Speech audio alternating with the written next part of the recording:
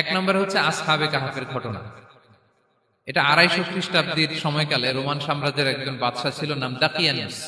প্রতাপশালী বাদশাহ, পৌত্তলিক, মূর্তির পূজা করে। ঈসা আলাইহিস সালাম বিদায় নিয়েছেন 250 বছর হলো। তো সব নবীর ধর্মই কিন্তু ইসলাম, যদিও আমরা নাসারা বলি, ইহুদি বলি, সব নবীদের ধর্মই কি ইসলাম। তো তিনি ছিলেন পৌত্তলিক, মূর্তির পূজা করত। আর তার এলাকায় কেউ যদি ঈসা আলাইহিস সালামের নাম নিত, আখিরাতে বিশ্বাস করত, আল্লাহ বিশ্বাস করত, তাদেরকে তারা পাথর মেরে হত্যা করত। এজন্য ভয়ে কেউ ঈসাই ধর্মে ঈমান আনত না, মানে ইসলামে ঈমান আনত না। এই রাজার ভয়ে সবাই মূর্তির পূজা করত। কিন্তু 7 জন যুবক ছিল, তারা স্রোতে গা ভাসিয়ে দেয়নি।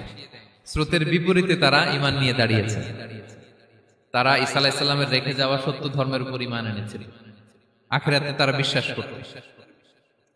তো এই 7 জন যুবকের কথা ছড়াতে ছড়াতে রাজা দাকিয়ানুসের কাছে চলে যায়। উনি তো রেগে মেগে আগুন, ডেকে পাঠালো 7 জনকে। তো তাদেরকে জিজ্ঞেস করলো, তোমরা কাকে মানো? বলতেছে, এক আল্লাহকে মানি। সাহসী, খুবই সাহসী। বলতেছে, তুমি কি জানো তোমরা কার সামনে কথা বলতেছো? আমি তো তোমাদেরকে মৃত্যুদণ্ড দিতে পারি। তারা বলে, দেন, কিন্তু আমরা সব বিসর্জন দিলেও ঈমান বিসর্জন দিতে পারবো না। সুবহানাল্লাহ।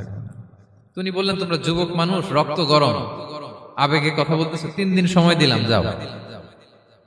ঈসার নাম ভুলে যাও, আখিরাত ভুলে যাও, আল্লাহর নাম ভুলে যাও। 3 দিন পরে তোমাদেরকে আবার ইন্টারভিউ নেব। ওই দিন যদি একই কথা বলো, পাথর মেরে 7 জনকে দুনিয়া থেকে উড়িয়ে দেব। তারা চলে গেল। এবার 7 বন্ধু মিলে পরামর্শ করতে লাগলো, কি করতে পারি আমরা, এই গুণে ধরা সমাজকে আমরা কিভাবে বাঁচাবো, এই পৌত্তলিকতার ছোবল থেকে এই ইফসিস নগরীকে বাঁচাবো কি করে। নগরীটার নাম ছিল ইফসিস নগরী। বর্তমানে এটা তুরস্কের ইজমির শহরে অবস্থিত। এখনো জায়গাটা প্রত্নতাত্ত্বিকদের ওই ইয়েতে এটা সংরক্ষিত, এখনো টুরিস্টরা যায়। তো তারা বলল, আমরা ঈমান বিসর্জন দিব না, যদি আমরা ওদের কথা মেনে নিই আমরা তো মুশরিক হয়ে গেলাম। চলো আমরা এক কাজ করি, আমরা এলাকা ছেড়ে দিই। এই 7 যুবক আল্লাহর উপর ভরসা করে তারা বাড়ি ঘর, আত্মীয় স্বজন সব ছেড়ে দিয়ে, লোকালয় ছেড়ে দূরে একটা পাহাড়ের ভেতরে আশ্রয় নিল। পাহাড়ের ভেতরে একটা গুহা ছিল। এই গুহাকেই আরবিতে বলে আল কাহাফ। কি বলে? এই সূরার নাম কি? সূরাতুল কাহাফ। তো তাদের সাথে সাথে একটা কুকুরও যাচ্ছিল। তারা বারবার তাড়িয়ে দেওয়ার চেষ্টা করতেছিল কুকুরটাকে, যাতে না যায়, কিন্তু কুকুর শুধু কান্না করে তার সাথে যাওয়ার জন্য ঘেউ ঘেউ করতেছিল। এই কুকুরটাকেও সাথে নিল। ভালো মানুষদের সাথে থাকলে কি হয় দেখেন, এই কুকুরের কথা, যেহেতু 7 জন ইমানদারের সাথে একটা কুকুর ছিল, এই কুকুরের কথা আল্লাহ সূরাতুল কাহাফে উল্লেখ করে দিয়েছেন। ওয়া কালবুহুম বাসিতুন যিরাআইহি বিল ওয়াসি। তো তারা ভিতরে গেল, যে প্রচন্ড ক্লান্ত, তারা ঘুমিয়ে পড়ল। কি করলো? এই এক ঘুমে আল্লাহ 309 বছর কাটায় দিলেন। কয়শো 9 বছর? 9 বছর ঘুম, সব ঘুম, প্রচন্ড ঘুম, ঘুম যেন আর কাটে না। 309 বছর পরে এরা জাগলো।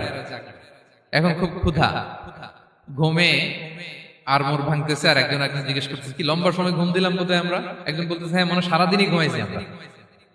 আরেকজন বলতেছে, না না সারাদিন না, দিনের কিছু অংশ হয়তো ঘুমাইছি। আসলে কয় বছর ঘুমাইছে? 309 বছর। তো এদিকে সভ্যতার তো চেঞ্জ। এখানে ওই দাকিয়ানুস মরে, এর ছেলে মরে, এর নাতি মরে, পুতি মরে, এখন 6ষ্ঠ নম্বর রাজা আসছে। প্রজন্মের পর প্রজন্ম তো শেষ। 309 বছরে কমপক্ষে 4-5টা জেনারেশন চেঞ্জ হবে।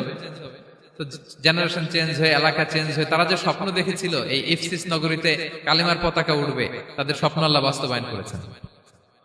309 বছরের ব্যবধানে এই এলাকার সবাই মুসলিম হয়ে গেছে। আল্লাহ চাইছিলেন ওদেরকে দেখাবে এটা, যে স্বপ্নটা যে বাস্তবায়ন হয়েছে এটা দেখাবে। তো ঘুম থেকে উঠছে, একজনকে তারা বললো যে লুকায় লুকায় চাদর মুড়ি দিয়ে কিছু রুটি নিয়ে আসো বাজার থেকে, যাতে তোমাকে না চিনে। চাদর মুড়ি দিয়ে যাও। কিছু পয়সা ছিল, মুদ্রা দিয়ে দিছে। তো সে যে যখন দোকানদারের কাছ থেকে রুটি নিছে আর মুদ্রা দিছে, দোকানদার বলে, এই মুদ্রা কোথা থেকে আসলো? 309 বছর আগে মালয়েশিয়াতে রিঙ্গিট ছিল কিনা জানি না, যেভাবে ওরা ট্রানজাকশন করতে পারে, যেটা ছিল ওইটা যদি এখন কেউ দেয়, রাজধানী বিলাসে খাবার পাওয়া যাবে? হ্যাঁ। তো রুটিওয়ালা বলে, তুমি বর্তমান সময়ের মুদ্রা দাও, এটা দিচ্ছ কেন? বলতেছে, এটা তো বর্তমান সময়ের মুদ্রা। বলতেছে, এই যে মুদ্রার মধ্যে দেখো কোন সালের সিল দেওয়া, এটা তো শত শত বছর আগে। বলতেছে, কি বলে শত বছর আগে? আমি তো আজকে সকালেই বাজার করলাম। ওই বাজার করে যে টাকাগুলো ছিল ওইটাই তো পকেটে। বলতেছে বলে কি, নিশ্চয়ই তুমি গুপ্তধনের সন্ধান পেয়েছো, হিডেন ট্রেজার। বলো, মানে তার সাথে এদের কথাবার্তা কিছু মিলতেছে না। পরে তাকে ধরে ওই সময়কার রাজার কাছে নিয়ে গেছে। ওই রাজা আবার মুসলিম, সবাই মুসলিম তো হয়। সে যা বলে এরাও কেউ বিশ্বাস করে না, এরাও যা বলে এও বিশ্বাস করে না। আর এলাকা এর বাড়ি ঘর আসবে কোত্থেকে? এর নাতি পুতি যা আছে 5-6 পুরুষ তো মরে সবাই কবরে। তখন তার কথা শুনে সবাই অবাক। তো এটা মিলানোর জন্য তারা 309 বছর আগের দাকিয়ানুস বাদশার সরকারি যে নথিপত্র, ওই পুরাতন ছিঁড়া নথিপত্র তারা বের করলো। বের করে দেখে ঠিকই দাকিয়ানুস নামে এক বাদশা ছিল, আর অনেক শত শত বছর আগে মোস্ট ওয়ান্টেড 7 জন যুবক ছিল, যাদের ব্যাপারে এক্সিকিউশনের অর্ডার ছিল। এখন দেখে তারা অবাক। লম্বা ঘটনা আমি খুব শর্ট করে বলতেছি। পরে সবাই মিলে তাকে সহ ওই গুহায় গেল। গুহায় যাওয়ার পরে সে বাকিদেরকে ডাকতে গুহার ভিতরে ঢুকলো। আল্লাহ তাআলা 7 জনকে ওইখানে মৃত্যু দিয়ে দিলেন। চিরকালের জন্য এই 7 জন ঘুমায় পড়ল। আর এলাকাবাসী রাজা সহ ওইখানে তারা একটা মসজিদ নির্মাণ করলো। This is the story of আসহাবে কাহাফ। তো এলাকাবাসী যদিও মুসলিম হয়েছিল, কিন্তু আখিরাতের ব্যাপারে তাদের একটা সন্দেহ ছিল যে আসলে মানুষ মরার পরে কি আবার জীবিত হবে? মৃত্যুবরণ করার পরে আবার মানুষ জীবিত হবে? তাদের মনের মধ্যে একটা সন্দেহ ছিল যে আসলে মারা গেলে মানুষ আবার উঠতে পারে। তাদের এই সন্দেহ দূর করার জন্য আল্লাহ তাআলা এই 7 জনকে 309 বছর ঘুম পাড়িয়ে আবার জীবিত করলেন। সুবহানাল্লাহ বিহামদিহি। তাহলে ঈমান কিভাবে বাঁচাতে হয় এটার প্রেরণা আমরা এই 7 যুবকের কাছ থেকে পাই। এখানে যেটা আমরা শিখি প্রিয় ভাইরা, 1 নম্বর লেসন হচ্ছে আমাদের গুড কোম্পানি লাগবে, রাইটাস পিপল, মানে আমাদের সার্কেলটা ভালো হইতে হবে।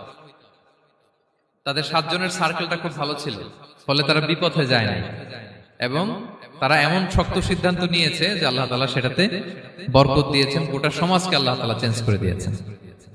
এটা হচ্ছে 1 নম্বর লেসন। আপনি ঈমান বাঁচাতে হলে আপনার সার্কেল ভালো লাগবে।